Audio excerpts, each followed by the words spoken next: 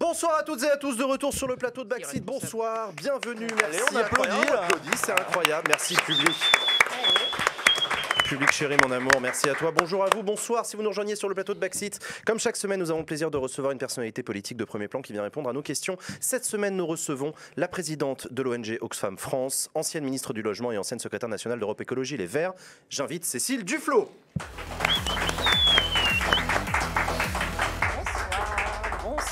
Bonsoir Cécile Duflot, comment ça va?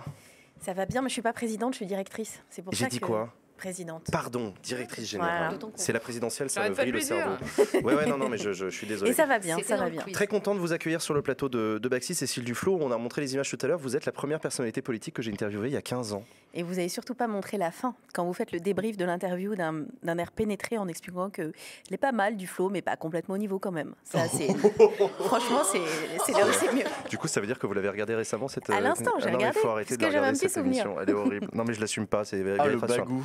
Non, mais c'est exactement ça. C'est petit con de 18 ans qui se prend pour un journaliste politique et qui sent besoin. Non, mais ça, petit air de supériorité, de non, elle est pas mal, elle vient d'arriver. En plus, elle avait vraiment la gueule de genre. En plus, petit merdeux d'étudiant en Sciences Po, tu sais. Quand même.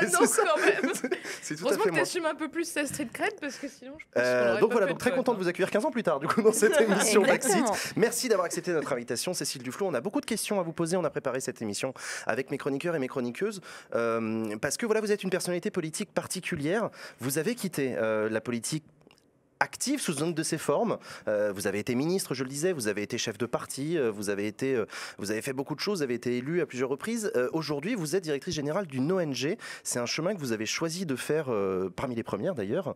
Qu'est-ce qui vous a donné envie de faire ça? Pourquoi quitter la politique? Alors d'abord, j'ai pas vraiment décidé de quitter la politique. J'ai perdu 2 élections, la primaire pour être candidate à la présidentielle et ensuite les législatives. En revanche, ce qui est sûr, c'est qu'avant l'élection, je m'étais dit, si je perds cette élection, je fais autre chose. C'est-à-dire que je m'accroche pas pour ensuite être sénatrice ou députée européenne ou je sais pas quoi. Je fais vraiment autre chose. Ça, c'était... Et je savais pas exactement quoi. Donc, pour être franche, j'ai commencé par faire du cinéma, d'aller au cinéma et de faire de la menuiserie avec des tutos YouTube. Et donc, j'ai fait des trous dans le sol de chez moi, mais j'ai construit 2 meubles.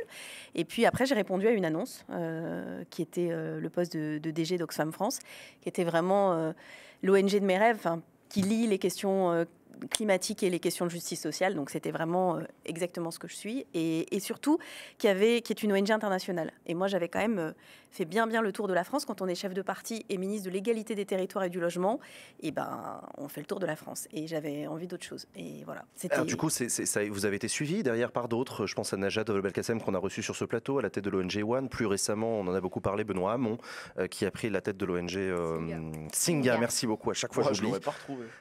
Non, mais voilà. C'est intéressant ce mouvement de politique qui décide de rejoindre le monde des ONG. Est-ce qu'il y a un marqueur gauche-droite ou à gauche on va plutôt dans les ONG, à droite on va plutôt dans les grandes entreprises? Alors je sais pas. Ce qui est sûr, c'est que c'est original en France, extrêmement banal pour tous mes collègues dans le reste du monde. Mais vraiment d'une banalité totalement classique. C'est-à-dire que c'est souvent des gens qui font un moment dans une ONG, un moment dans la vie politique, qui peuvent ensuite changer. Enfin, ça semble cohérent en fait. C'est toujours défendre les mêmes valeurs et défendre ces valeurs-là dans un cadre qui est un cadre différent, mais qui poursuit le même combat, en fait. Moi, j'ai pas le sentiment qu'il y ait une rupture entre ma première vie professionnelle, qui était dans le secteur de l'économie sociale et solidaire, ma vie politique et ma vie dans une ONG. Pour vous, il y a une continuation, tout ça est d'un même fil, ça reste Cécile Duflot du début à la fin, et ça change pas plus que ça? Alors, j'ai progressé, on le voit dans votre vidéo de tout à l'heure, mais, mais c'est toujours les mêmes convictions. Tu es d'accord, Jean, pour dire que quand même, c'est mieux maintenant. Elle a bien progressé depuis que... Oui, bien mieux. Il y a plus de profondeur, tu vois. Moi, par contre, je me suis maintenu. C'est toujours mais je sais qu'il y a un débrief après, je vais écouter le débrief. Avec attention, j'imagine. Non, mais ça peut aussi poser la question, parce que du coup, ça fait penser à la notion de renouvellement, dont Emmanuel Macron a beaucoup été un défenseur en 2017. Nouvelle génération de politiques qui ne sont pas des apparatchiks, qui n'ont pas toujours fait ça dans leur vie, qui viennent du monde de l'entreprise. C'était ça, beaucoup qui l'apportait. Alors, c'est pas complètement vrai quand on regarde les gens qui sont autour de lui et qui ont été élus députés. Enfin, pour le coup, quand on trempait dans le marigot, c'était pas complètement vrai. Mais c'est pas très grave. Enfin, j'allais dire que moi, Je dis pas que c'est bien. Enfin, ce qui est très particulier pour moi, c'est qu'on entend ce discours en disant il ne faut pas des politiques professionnelles, il faut des gens qui viennent d'ailleurs, etc. En revanche, ce que j'ai constaté, c'est que personne ne m'a dit c'est super que vous ayez arrêté. C'est-à-dire que personne m'a dit ah bah c'est chouette, vous savez faire autre chose. J'ai vu passer dans le chat des gens disent ah bah c'est du pantouflage, elle a été recasée. Ah non, j'ai répondu à une offre d'emploi parce que j'avais besoin de travailler, parce que les ministres n'ont pas de retraite à vie, parce que on touche pas vraiment le chômage quand on perd son mandat de député. Que moi j'ai travaillé dans le privé, donc j'avais pas du tout de sécurité de l'emploi. Donc non, j'ai cherché du travail comme n'importe qui. C'est vrai que j'avais plutôt envie d'avoir un travail qui était conforme à mes valeurs, mais comme celui que j'avais avant de faire de la politique. Donc c'est particulier. En fait, on a toujours une vision souvent négative et inversée des mêmes sujets. Moi, je crois qu'en fait, chacun trace sa route un peu comme il le voit. Et pour moi, la chose importante, mais pour être contente, pas pour qu'on me regarde ou qu'on donne un avis positif, c'est d'être fidèle aux valeurs auxquelles je crois. Parce que pour vous, c'est une continuation de votre action politique, c'est toujours faire de la politique sous une forme différente. Des gens pourraient vous rétorquer que c'est la preuve de l'impuissance du politique. Si même les politiques se barrent parce qu'ils se trouvent plus utiles ailleurs, c'est bien la preuve que, bon, après tout, les ministres, nos députés, en fait, ils peuvent rien, ils peuvent pas faire grand-chose. C'était notre invité de première partie tout à l'heure qui disait un peu ça. Il disait les politiques, de toute façon, que je vous dise. Ah bah, je l'écoutais et je suis pas du tout d'accord. Alors dites-moi. Mais pas du tout, du tout. Alors d'abord, et je vais vous donner un exemple. On parle tout le temps des lobbies, en disant c'est les lobbies qui décident. Mais qu'est-ce que ça fait un lobby? Ça essaye de peser sur la décision des politiques. Et si des lobbies consacrent des millions d'euros parfois à faire ce travail, c'est le cas à Bruxelles, c'est bien parce qu'ils savent que la décision politique a un impact sur la vie réelle. Donc c'est très marrant de regarder à rebours que si les lobbies existent, c'est bien qu'en fait les décisions des politiques sont importantes. Et les décisions des politiques, elles sont prises par les politiques. Donc on peut interroger le courage des politiques, la volonté de changer les choses, mais ce qui est sûr, c'est que le pouvoir de bouger des curseurs réglementaires, législatifs, il est évident. Alors ça, moi, je ne crois pas du tout à l'impuissance. C'est ce que vous faites aussi chez Oxfam, en fait, vous faites du lobbying. Alors, la différence, c'est que quand on défend des choses chez Oxfam, on ne les défend pas pour augmenter les intérêts de ceux qui nous payent. Ceux qui font vivre Oxfam, d'ailleurs, ceux qui nous écoutent peuvent le faire, c'est pour l'année 2021, 43 200 donateurs, des personnes individuelles qui donnent de l'argent chaque mois ou une fois par an à Oxfam France et qui font qu'on peut travailler. Mais ça va pas du tout leur rapporter de l'argent. Quand vous avez un lobbyiste qui est financé par une entreprise pétrolière pour défendre les intérêts des pétroliers, c'est parce que ça va permettre à cette entreprise qui le paye de gagner de l'argent. C'est la grande différence entre le travail des ONG et le travail des lobbyistes. Oui, mais l'objectif est aussi d'influencer les décisions politiques, en fait. Alors, l'objectif, pour nous, c'est plutôt de mobiliser le pouvoir citoyen. Ça veut dire à la fois de pouvoir avoir une discussion avec les responsables politiques. Ce matin, j'avais un échange avec le ministre des Affaires européennes, Clément Beaune, parce que la France prend la présidence du Conseil de l'Union européenne sur des sujets, notamment la taxe carbone, qui sont des sujets importants pour nous. Donc bien sûr, c'est ça, mais c'est aussi faire en sorte que dans le débat public, tout un tas de citoyens puissent réfléchir, lire nos rapports, se faire un avis et pouvoir interpeller localement leurs élus, pouvoir eux aussi choisir de s'engager. La décision publique. Non, pas forcément. Pouvoir décider de s'engager, pouvoir changer de banque, changer de pratique de consommateur. C'est pas seulement influencer sur la décision politique. Le pouvoir citoyen, il est plus large que uniquement influer ou peser sur la décision des politiques. On a parlé du coup des politiques qui vont vers les ONG. On a vu aussi des parcours inverses, notamment Manon Aubry qui est venue du coup elle depuis Oxfam vers la France Insoumise. C'est plus classique, hein, c'est très fréquent. C'est assez classique. Aurélie Trouvé vient de rejoindre le Parlement, donc elle était porte-parole d'Attaque. Elle vient de rejoindre le Parlement de campagne des Insoumis. On ne sait pas encore trop comment ça va être utilisé ce truc-là, mais en tout cas c'est assez intéressant aussi de voir que, en tout cas, les Insoumis ont mobilisé ce Parlement avec de la société civile et en mobilisant aussi dans la création de leur programme le travail qui avait été fait par des gens comme les héritiers de l'altermondialisme, Attaque, etc., dont Oxfam aussi, j'imagine. C'est peut-être pas le rôle d'influer sur les politiques, mais peut-être de nourrir leurs réflexions comme des sortes de think tank indépendants. Alors, de faire des propositions, oui. Oxfam France, on a beaucoup critiqué les choix fiscaux du quinquennat Macron. Et on avait écrit en 2017 que si on continuait sur cette pente, on irait vers un quinquennat des inégalités. On ne s'est pas trompé, donc on avait pu documenter ça. Mais du coup, là, récemment, on a publié un manifeste fiscal pour dire qu'est-ce que ce serait une réforme fiscale qui permettrait d'être plus juste socialement et plus efficace écologiquement. Il y avait 15 propositions. Et effectivement, ces propositions-là, tous les politiques en campagne ou en responsabilité peuvent s'en emparer. C'est fait pour. Et j'avais participé à un débat sur la plateforme ou la chaîne scène, je sais pas quoi, de Jean-Luc Mélenchon, on rencontre les équipes de campagne, on dialogue avec tous ceux qui veulent dialoguer avec nous, excepté l'extrême droite. C'est les positions d'Oxfam, qui est une organisation non gouvernementale, non partisane. On ne s'engage pas dans les élections, on ne soutient pas de candidats. En revanche, politique. On revendique qu'on est une organisation politique. On est pour la justice sociale, on est pour davantage de partage, on est pour la transition écologique et on ne se cache pas derrière notre petit doigt. Mais justement, avant de continuer sur le monde politique, etc., parce qu'on va sans doute y venir, les écolos, tout ça, restons peut-être sur cette question d'Oxfam, du cœur du travail d'Oxfam, ce travail sur les inégalités. Elles ont, dit-on, explosé. Et je voudrais juste que vous preniez le temps, vous l'aviez fait dans une chronique sur France Inter, c'était assez bien expliqué, parce que vous faites aussi des chroniques sur France Inter. En toute subjectivité, le nom. Oui, en toute subjectivité. Tous les mardis matins à 7h20. Voilà, c'est comme Natacha Polony, De Vecchio, quelques autres. Bon, et vous expliquez, donc voilà, ma question, ça va être, est-ce qu'elles augmentent vraiment, ces inégalités ? Est-ce que, d'une candeur, cette question, est-ce que c'est grave ? Qu'est-ce que ça change, nous, dans notre vie, que Jeff Bezos gagne 400 milliards ou pas ? Vraiment, est-ce que c'est si grave que ça ? Est-ce qu'on n'aime pas la réussite dans ce pays, finalement ? Est-ce qu'on n'aime pas les riches ? On n'aime pas les riches, finalement. C'est si grave que ça, l'explosion des inégalités ? Alors d'abord, il faut comprendre comment Oxfam vient à la lutte contre les inégalités. Ça va contribuer à répondre à votre question. Au départ, Oxfam, c'est une ONG qui est née en 1942, qui vise à s'attaquer à la pauvreté et aux causes de la pauvreté. C'est-à-dire de se dire, c'est pour ça que c'est une ONG politique aussi, c'est que c'est un peu la logique, si vous soignez des gens qui sont malades parce qu'ils boivent de l'eau polluée, si à un moment vous vous intéressez pas de savoir comment on arrête de polluer l'eau, ça n'a pas tellement de sens. Et Oxfam, c'est la même logique. On veut s'occuper des gens qui sont victimes des catastrophes naturelles, qui sont victimes de situations de grande pauvreté, mais on veut aussi s'attaquer à la racine. Et la racine de l'aggravation de la pauvreté, c'est notamment le maintien des inégalités, voire leur aggravation.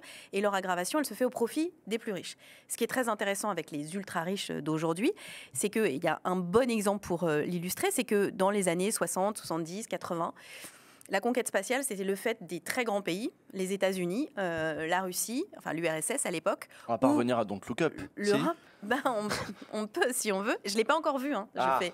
Pardon, mais c'est mon. C'est dans le film. Ne me spoilez pas, c'est ce week-end. Et maintenant, c'est 2 milliardaires qui se tirent la bourre, en plus de façon très narcissique. Et ça dit bien quelque chose qui est que, en fait, on a laissé des fortunes privées devenir considérable. Mais qu'est-ce que ça signifie ? Ça signifie que ça finance beaucoup moins bien tout ce qui est la redistribution, par une redistribution fiscale, mais aussi par les services publics. Quand vous ne payez pas l'accès à la santé, à l'éducation, il y a une forme de redistribution. Et donc, ce qu'il faut comprendre, c'est que cette pente-là, c'est une pente irrésistible et qui s'est énormément aggravée. On va sortir notre nouveau rapport à l'occasion du sommet de Davos dans quelques jours maintenant. Donc, je ne peux pas vous révéler encore les chiffres qui sont en phase de formalisation, mais ce qu'on voit, c'est que la crise du Covid a sans doute en plus enflammé les inégalités. C'est-à-dire que c'est une crise très inégale qui aura fragilisé les plus pauvres et super enrichi les plus riches. Et ça, ça fait des sociétés très fracturées. Alors évidemment, il y a les ONG comme nous qui le disons, mais le FMI, la Banque mondiale disent maintenant que l'augmentation et l'aggravation des inégalités est un facteur de déstabilisation sociale parmi les plus puissants.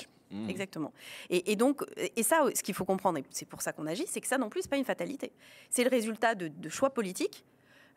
Quand on fait des dispositifs fiscaux tels que la suppression de l'ISF ou son remplacement par l'IFI, quand on plafonne la taxation des distributions de dividendes, on fait le choix de favoriser certains. C'est des choix fiscaux, mais on peut aussi ne rien faire et laisser la pente s'aggraver. C'est ce qui est fait par beaucoup et on aboutit à la situation dans laquelle on se trouve. Et ce qui, à mon avis, est très lié, vous parliez tout à l'heure de la tension politique, de la tension sociale, je pense que c'est très directement lié à cette aggravation des inégalités. Après, il y en a qui sont critiques de la critique des inégalités et qui vont dire, si on remonte à la source encore des inégalités, on retrouve le travail, l'exploitation en elle-même. C'est-à-dire que le nœud, c'est vraiment le capitalisme et l'exploitation du travail, la propriété privée des moyens de production, etc. Vous allez pas jusque-là, c'est ça ? Alors, en tout cas, ce qu'on peut dire, c'est que le système actuel produit cette situation-là. Ce système produit deux choses. Un, l'aggravation des inégalités, avec la concentration de la rente et de la richesse au profit de quelques-uns, et la dégradation globale de notre environnement, à la fois sur le plan climatique et en termes de biodiversité. Donc, ce qui est sûr, c'est que le système dans lequel on vit, là je vais vous rejoindre, n'est pas un système qui, sans régulation, et donc la question c'est est-ce qu'on lui substitue un autre modèle, ou est-ce qu'on régule de façon très drastique ce modèle ? Comme le dit Thomas Piketty, qui est la sommité de... Voilà, en fait ça finit par revenir au même, à un niveau de de régulation forte, c'est une forme de transformation du système. En tout cas, en tant qu'écologiste, je dis que l'urgence, c'est pas tellement de savoir qui détient les moyens de production, mais de savoir qu'est-ce qu'on produit, comment on le produit. Parce que, en fait, si on... Ça, celui qui décide, c'est celui qui détient. Pas forcément. C'est aussi, on peut dire, c'est une logique de valorisation de la consommation. Si on s'attaque pas à la question du productivisme, c'est-à-dire de cette logique où on produit pour produire, en contribuant à aggraver la crise climatique. C'est la logique du capitalisme. Alors, Gorz disait très bien que le capitalisme, par essence, était anti-écologique. Donc, on peut effectivement aller jusque-là. Moi, ce que je trouve intéressant au-delà du débat purement théorique, c'est de dire qu'est-ce qu'il faut faire. Hein, et aussi pour raccrocher tout le monde. Alors, le débat théorique, il est passionnant et moi, je peux bien l'aimer. Mais ce qui m'intéresse dans l'urgence dans laquelle on est, c'est qu'est-ce qu'on fait pour raccrocher les wagons et qu'est-ce que ça signifie concrètement en termes de politique publique. Léa. Vous parliez justement d'urgence. Vous avez fait peut-être un constat d'échec lorsque vous n'avez pas été réélu, lorsque vous avez perdu cette opportunité de porter les couleurs du parti pendant l'élection. Vous avez été quand même en poste. Vous avez eu des postes importants, vous avez eu des responsabilités politiques importantes. Loin de moi l'idée de vous donner une responsabilité quelconque sur la situation actuelle telle qu'elle est aujourd'hui. Il n'en demeure pas moins que lorsque vous êtes vous aujourd'hui dans la position qui est la vôtre et qui est au quotidien en train de constater les inégalités qui sont en train d'exploser, vous ne pouvez pas ne pas penser qu'il y a une certaine part de responsabilité des gouvernements précédents aussi. Comment vous analysez ça ? Alors, franchement, je la pense, c'est ce que je dis... Et tout à l'heure, je sens que vous voulez qu'on parle de la situation de la gauche, etc. Moi, je fais attention sur ce que je dis parce que j'ai fait partie de ceux qui ont contribué à la victoire de la gauche et des écologistes en 2012. Ça a donné François Hollande et ça a donné ce qu'on sait. Donc, je me la ramène pas trop. Hein. D'ailleurs, j'ai écrit dès 2014 un livre qui s'appelle De l'intérieur, voyage au pays de la désillusion, qui explique pourquoi j'ai quitté le gouvernement. Je sais, faites partie de ceux qui ont quitté le gouvernement. Je veux bien assumer une part de responsabilité, c'est certain. Peut-être qu'on aurait pu faire différemment, mais ce qui est sûr, c'est que dès 2014, j'étais lucide sur le fait qu'on allait vraiment dans le mur pour une raison assez simple, qui était qu'on ne tenait pas les promesses qu'on avait faites et qu'on ne mettait pas en œuvre, qui était quand même... Je rappelle, le programme qui était un programme d'accord de coalition entre les Verts et le Parti Socialiste, c'était pas la révolution, c'était quand même assez sobre. Mais pourtant, il y a eu le CICE, puis ensuite il y a eu la loi travail, et ensuite il y a eu Valls et compagnie. En 2014, il y a encore Jean-Marc Ayrault, il n'y a pas encore Valls. Exactement. Moi, je pars au moment où Jean-Marc Ayrault est conduit à la sortie et où Valls est nommé, et je dis que je n'irai pas dans le gouvernement de Manuel Valls, que j'ai fréquenté en tant que ministre de l'Intérieur pendant 2 ans, et dont je savais, de façon assez certaine, vers où ça allait nous emmener. Alors, je ne pensais pas que ce serait à ce point-là, mais en tout cas, ce qui est sûr, c'est que ça n'allait pas être une sorte de sursaut par rapport à ce qui nous avait porté au pouvoir en 2012. Donc oui, j'assume une part de responsabilité au sens où j'ai contribué à cette victoire-là, et j'y ai cru. La deuxième chose, c'est aussi que ce que je peux dire, c'est que quand on veut, c'est possible. Ce que j'ai fait comme ministre, notamment sur les questions de logement, qui était de rompre avec des dizaines d'années de dérégulation et de faire l'encadrement des loyers, de faire des choses qui ont fâché beaucoup de très gros lobbies très puissants, ça a montré aussi que c'était possible de le faire. C'est-à-dire que l'encadrement des loyers, d'ailleurs, c'était suffisamment fort pour que même quand ça a été défait par Valls, ça a été refait. C'est une des rares choses qui a été refaite par la majorité d'Emmanuel Macron. Donc vous êtes parti à un moment où vous sentiez que finalement vous n'alliez plus dans la bonne direction, que ça ne correspondait pas aux valeurs que vous souhaitiez défendre. Est-ce que vous avez senti c'était triste, exactement, en vrai, une forme un peu d'incapacité à agir que vous retrouvez peut-être plus facilement aujourd'hui dans votre rôle ? D'abord, ce qu'il faut comprendre, c'est que la politique, c'est du rapport de force. Faut se dire les choses franchement. Donc, j'aime bien tous ceux qui font des grands discours sur... à un moment, il faut créer ce rapport de force. Et donc, on le disait tout à l'heure, il se crée dans la société. On parlait de ce que c'est pas seulement peser sur les responsables politiques, parce que si vous n'avez pas le rapport de force, quand vous avez 2 400 000 personnes qui signent l'affaire du siècle et que vous allez au tribunal, le recours, il n'est pas regardé de la même manière que si c'était juste nos 4 ONG. C'était nos 4 ONG plus 2 400 000 personnes. Mais alors précisément sur ce sujet, c'est super parce que c'est le pouvoir citoyen à l'état pur, là, tel que vous le présentez, mais il ne se passe rien. Avec en fait, l'affaire du siècle, oui, le pays est condamné, mais qu'est-ce qui faisait on va voir. Parce que moi, vous savez, quand on a commencé, il faut re-regarder. Quand on a commencé, tout le monde disait ce truc-là, c'est que de la com, ça marchera jamais.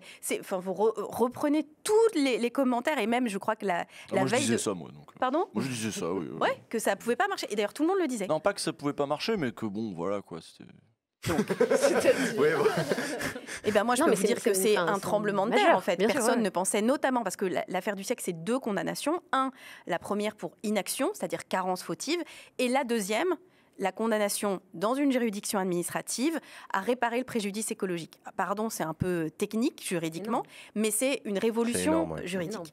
Et il y a 1 an pour le faire, c'est-à-dire que, et c'est normal, c'est le temps de la justice. Donc le gouvernement et le futur gouvernement doit, d'ici le 31 décembre 2022, avoir réparé cette absence d'action pour lutter contre les émissions de gaz à effet de serre. Et donc, rendez-vous le 31 décembre 2022.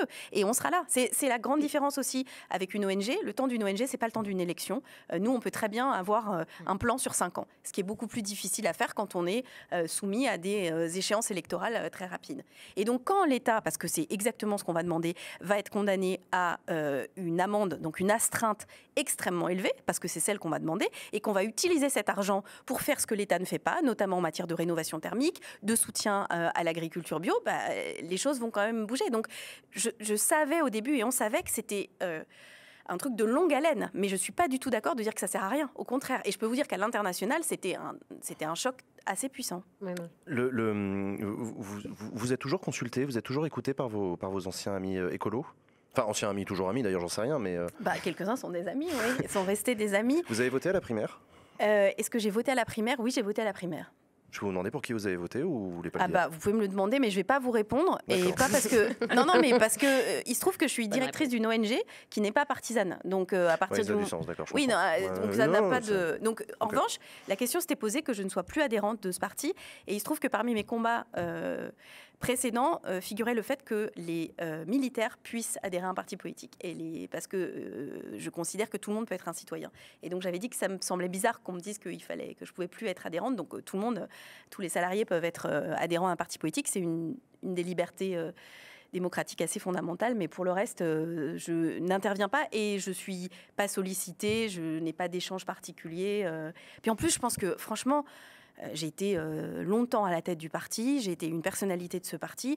Quand vous dites que vous n'avez pas tout réussi, faut dire les choses telles qu'elles sont. Je pense quand même que j'ai réussi des choses avec d'autres, mais quand même, faut laisser faire d'autres. Et peut-être qu'ils vont faire mieux. Vous l'avez rappelé, vous avez été à la tête de ce parti, vous avez vécu des moments importants de l'histoire de ce parti, sa structuration, déjà pendant une partie de son histoire, la création de groupes parlementaires, ce qui pour moi est très important, il y a plein de gens qui s'en foutent, mais je trouve ça important.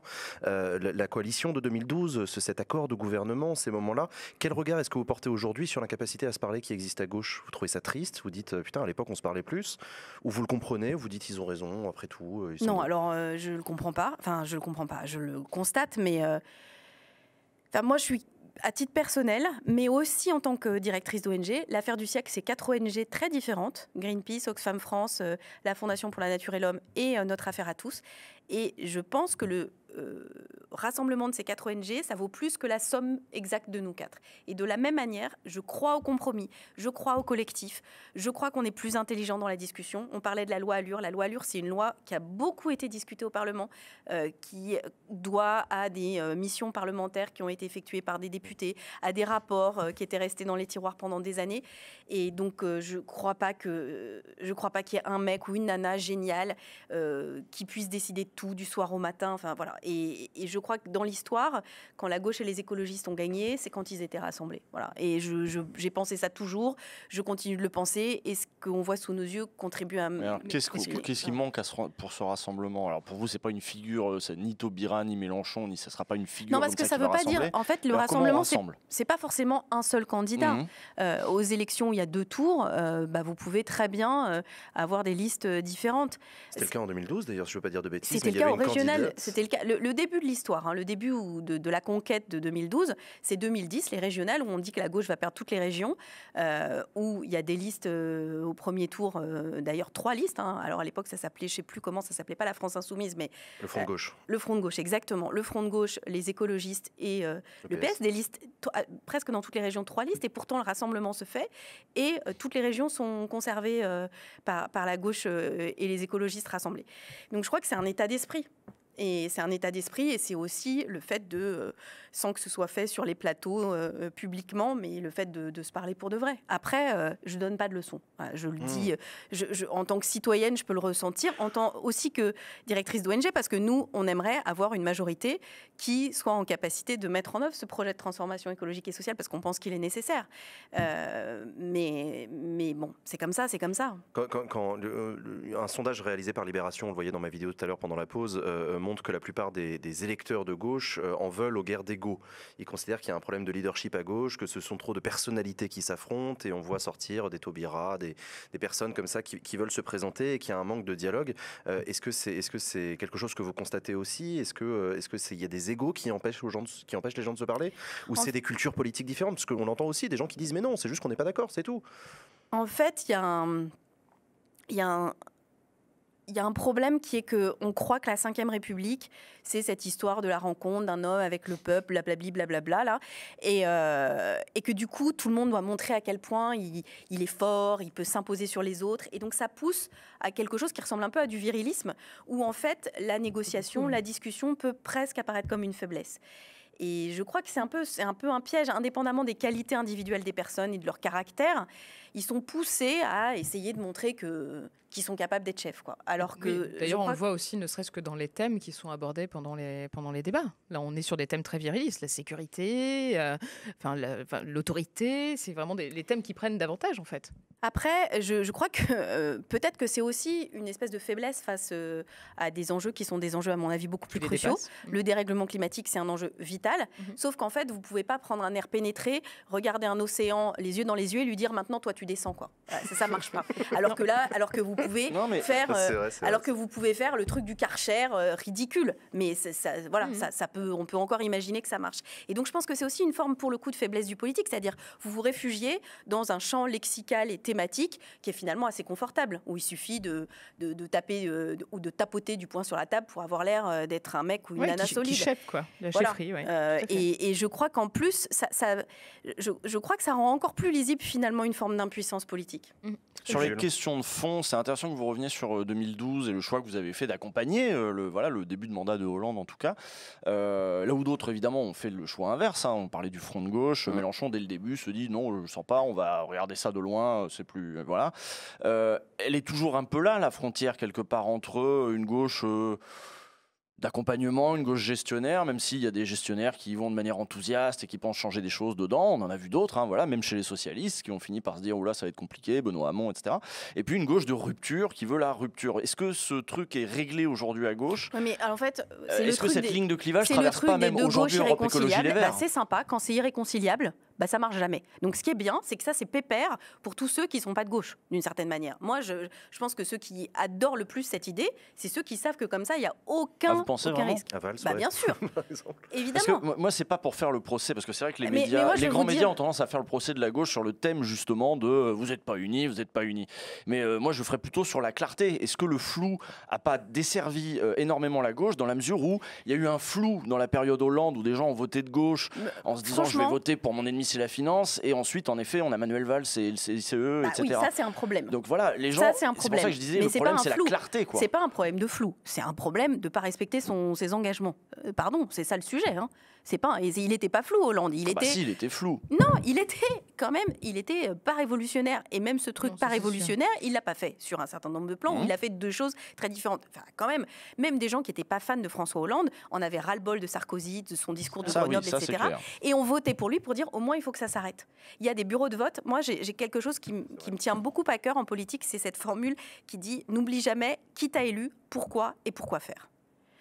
Donc François Hollande, il a été désigné lors de cette primaire, de la primaire des socialistes, alors qu'à l'époque, on disait qu'il était mou, qu'il savait que faire des petits accords, etc., etc. C'est pourtant lui qui a gagné. Et je pense que finalement, c'est ça que les gens voulaient. Un mec qui soit un peu calme par rapport au précédent, qui soit capable de faire des compromis et de mettre tout le monde autour de la table.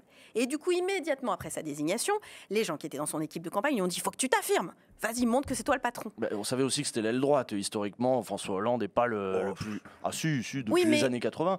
Par rapport à la ligne grosse, moi, etc. d'une certaine manière, peu importe. La question, c'est pas de savoir ce qu'il pensait lui, même moi, je le sais pas vraiment. La question, c'est de savoir ce à quoi il s'était engagé, la coalition politique qu'il avait portée au pouvoir et qui avait voté pour lui. Et les électeurs de Jean-Luc Mélenchon, au premier tour, au deuxième tour, ils ont voté pour François Hollande. Il y a des centristes qui ont voté pour François Hollande pour arrêter les conneries de Sarkozy, pas pour faire la déchéance de nationalité. C'était absurde cette histoire, ça n'a aucun sens.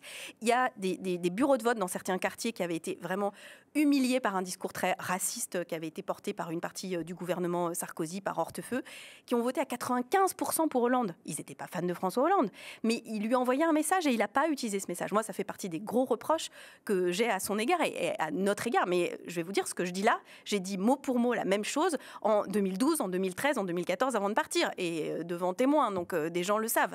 Mais en revanche, le truc de la clarté, moi pendant longtemps j'ai été, vous l'avez montré, chef du parti des écolos qui s'engueulaient quand même de temps en temps et je disais non mais c'est bien qu'on ait des débats, je pourrais même refaire ma voix d'avant, qu'on ait des débats entre nous, ça donne de la clarté à la ligne politique qui est portée par le parti et ça envoie un message de transparence vis-à-vis des électeurs.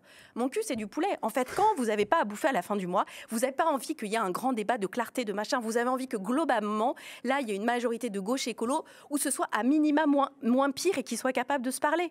Ou qu'ils soient dans la rupture, peut-être qu'aujourd'hui oui, mais on ça est veut dire quoi être dans la rupture? Mais moi je suis 6e République, une république plus... D'accord, et tout seul?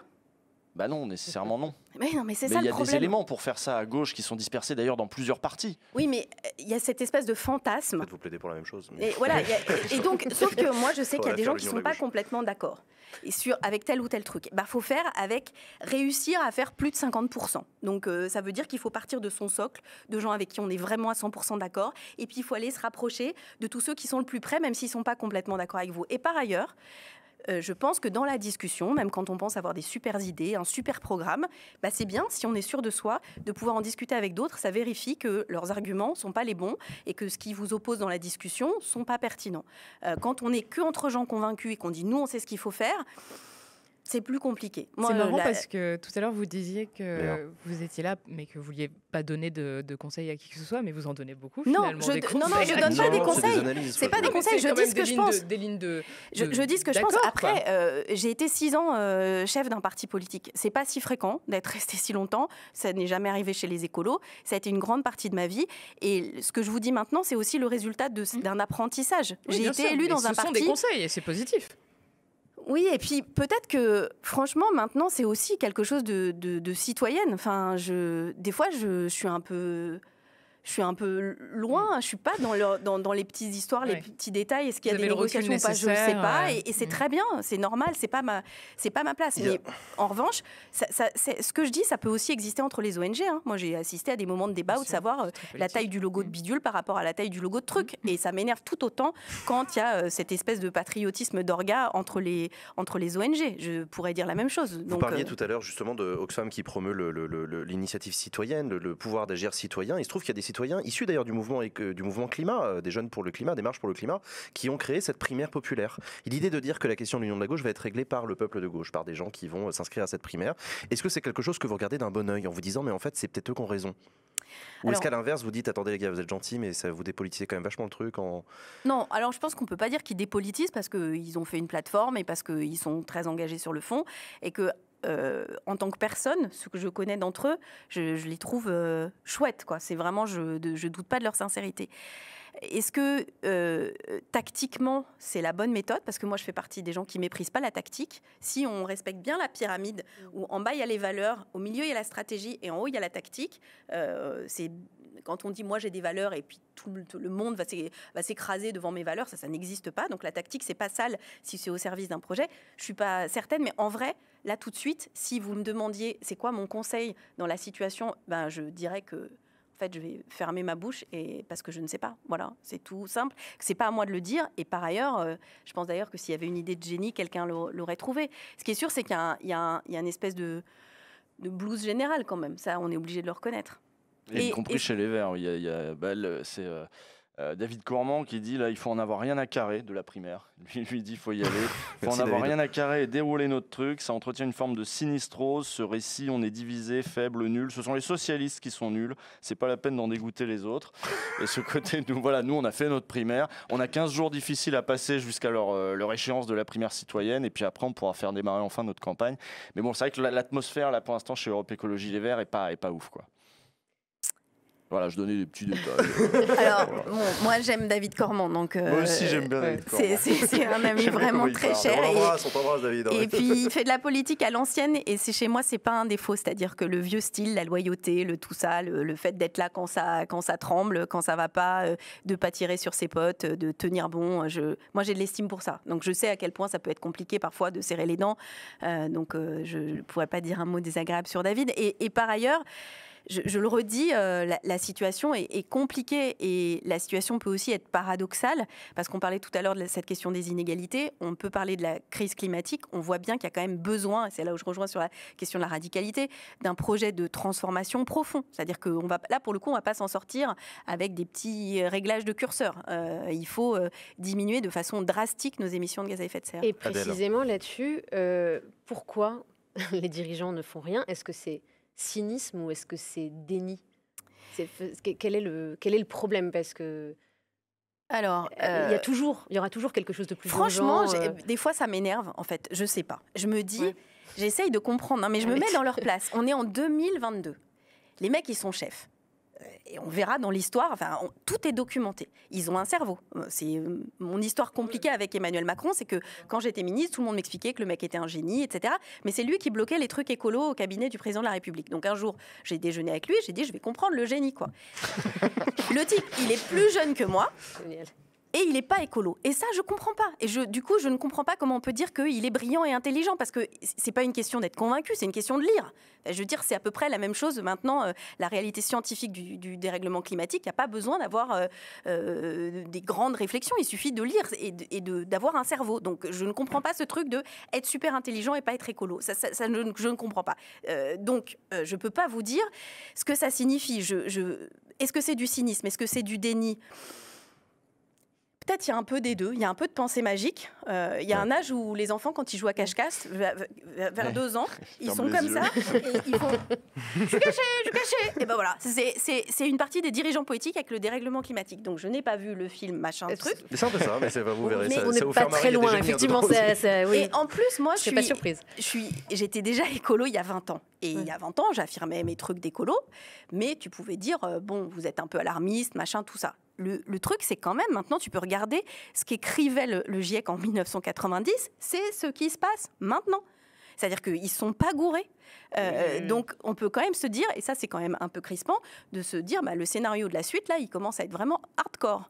S'ils ont eu raison ces 20 dernières années, peut-être que les 20 prochaines... Une des explications, c'est que les décisions qu'il faut prendre maintenant, dans les 5 ans, imaginons qu'il y ait un président écolo, s'il fait vraiment tout ce qu'il faut faire, il y a 2 choses. Il y a 1, la dimension internationale. 2, le fait que les décisions vont être dures dans leurs conséquences immédiates, que les bienfaits vont apparaître après la prochaine élection. Et que c'est dur pour un mec ou une nana élu de prendre des décisions qui vont le rendre totalement impopulaire et pas capable d'être élu. Ça s'appelle le courage. En même temps, je suis d'accord avec vous. En même temps, on les entend tous dire qu'il faudra plus d'un quinquennat pour aller au bout dans tous leurs projets. À chaque fois, Emmanuel Macron l'a dit lui-même. Il a dit, vous savez, un quinquennat, c'est pas assez. Moi, mon projet de transformation de la France, ça va prendre du temps. Donc en plus, c'est même pas un argument. Le temps politique et le temps climatique ne sont pas trop dissociés pour qu'on arrive à quelque chose de J'essaye de trouver des explications. Je dis pas que... Franchement, moi, je pense que c'est vachement plus gratifiant d'être celui ou celle qui aura été impopulaire peut-être au lendemain de son élection, mais à qui l'histoire dira, au moins, il avait fait ce qu'il fallait, quoi. Je crois que c'est beaucoup plus estimable. Mais il y a une vision très court-termiste aujourd'hui de la politique, non, vous ne trouvez pas? Alors, je ne sais pas si c'est si nouveau que ça. C'est une vraie question, ça. Ouais. On a toujours tendance à dire ça, mais je ne sais pas. Après, je pense quand même que des choses bougent, c'est-à-dire que sur certains sujets où on disait non, c'est pas vrai, etc., les choses ont évolué. De la même manière que les choses ont évolué sur la question de l'égalité femmes-hommes, et très vite, avec des espèces de grands moments de bascule. Oui. Donc peut-être qu'un jour... C'est relatif. Dans un certain nombre de sujets, il y a encore beaucoup de travail sur l'égalité salariale, sur le partage des responsabilités. Mais sur certains discours, des choses qui étaient tolérées il y a 3 ans seraient plus tolérées une seconde. Et d'ailleurs, une fois que c'est plus toléré, oui, mais ce sont des décennies, voire des centaines d'années de combats féministes en réalité. Des millénaires, on peut dire. Oui, c'est pour ça que c'est bien ancré. Donc ça évolue pas si vite. Sauf que là, ça, on ne sait pas ce qui peut se passer avec la question climatique. Il y a l'année dernière, à peu près au mois de mars, si je me trompe pas, mais sûrement il y a des gens qui sauront. Il y a on ne sait pas trop bien comment l'appeler parce que ça n'existe pas normalement sous nos latitudes et ici, une sorte de cyclone, de typhon qui est passé à l'ouest des côtes britanniques. imaginons qu'il y ait quelque chose qui soit trois fois les tempêtes de 99 et 2009 qui traversent toute l'Europe de l'Ouest à l'Est. Un petit peu comme Fukushima a fait sur le nucléaire. Exactement. Ouais, on en vient presque à espérer un non, espèce... alors pas non, parce que là, c'est pas l'espoir que vous avez, mais en fait, il y a un côté, le besoin d'un élément déclencheur dramatique. C'est ce que je me dis. Des fois, mais sur le climat, on a des étés avec des feux gigantesques, avec des... Ça bouge pas. Le dérèglement est visible maintenant, pour autant... Si, Valérie Pécresse, c'est un conseiller. Les jeunes sont très mobilisés, les marches pour le climat, c'est pas négligeable non plus comme mouvement politique de fond chez les décideurs. Oui, les décideurs, pas les jeunes, mais moi j'ai l'impression que le terreau, chez beaucoup de jeunes, est déjà prêt à ces mouvements-là de bascule, et on le voit avec les marches pour le climat, avec les grèves de Greta Thunberg, avec donc Look Up et son micro-phénomène qui dit aussi un peu quelque chose. Donc je suis comme vous, je voudrais pas qu'on arrive à cette extrémité-là, mais ça interroge beaucoup justement sur l'apathie aussi d'une partie peut-être de la jeunesse et de la société civile qui peut-être elle-même attend une catastrophe, un truc pour que ça bouge. Ou croit pas aux politiques. Ou croit pas aux politiques, et c'est ce qu'on a entendu tout à l'heure. Ça, c'est effectivement, quand on dit les politiques peuvent rien faire, moi je crois pas du tout ça. Enfin, si on décide d'interdire les SUV, par exemple, on interdit les SUV. Enfin, il y a des tas de choses qui sont interdites. On s'empoisonne pas. C'est-à-dire que si vous allez dans un magasin en France et que vous achetez un truc, n'importe quoi, qui se mange, vous pouvez le manger en étant sûr que vous n'allez pas vous intoxiquer. Pourtant, vous pouvez acheter du plastique jetable qui, en fait, nous intoxique. Donc, si un jour on décide de changer, d'utiliser tous ces outils-là de manière concertée, on peut y arriver, parce que l'élément particulier de la crise climatique, à la différence d'autres catastrophes, imaginons qu'on ait 10 bombes nucléaires qui explosent simultanément sur la planète. Là, c'est cuit. Personne, aucun scientifique ne sait supprimer la radioactivité. On ne sait pas. Techniquement, il n'y a rien à faire, à part s'en aller des endroits qui sont contaminés. Là, on sait. C'est-à-dire qu'on sait à la fois ce qui peut nous arriver et on sait ce qu'il faut faire pour l'éviter. Donc normalement, quand cognitivement, techniquement, on sait ce qu'il faut faire, on doit trouver le chemin. 80% de taux d'abstention chez les jeunes aux élections régionales. Des jeunes qui le disent. J'aime ou j'aime pas dans les... Là, on va le faire comme ça, ouais. J'aime ou j'aime pas 80% de taux d'abstention chez les jeunes, Cécile Duflot. Ça vous inspire quoi? D'abord, le taux d'abstention, il était très élevé chez tout le monde. C'est vrai. Je pense spécifiquement aux jeunes, mais... Ça m'inspire que des fois je me chauffe un peu quand même avec certains. Il se trouve que dans mon entourage, il y a des gens qui sont intermittents du spectacle et qui vont pas voter en disant je m'en fous. Mais là, pour le coup, s'il y a un secteur dans lequel les choix politiques sont déterminants, que ce soit sur les modalités de l'exercice de ce statut qui n'est pas un statut, le financement de la culture, etc. C'est vraiment décisif. Ouais, donc bon. Puis ils se vaccinent pas aussi des fois les intermittents du spectacle.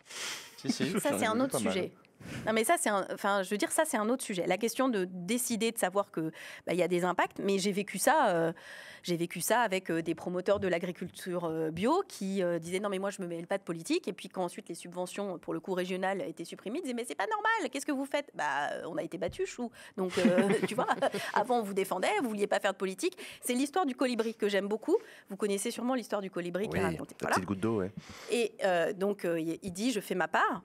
Et puis il y a une autre histoire du colibri où il y a le colibri qui dit je fais ma part. Il a sa goutte d'eau et il dit qu'il éteint l'incendie, il dit je fais ma part. Et il y a l'éléphant qui dit écoute, là en fait tu sais quoi, tu nous gonfles.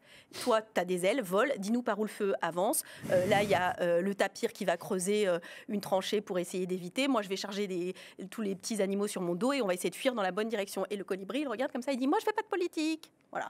Et donc moi je sais qu'il faut faire de la politique parce que 75% du chemin qu'on a à faire pour tenir les engagements de l'accord de Paris, ce sont des décisions de politique publique. Ce n'est pas des choix individuels.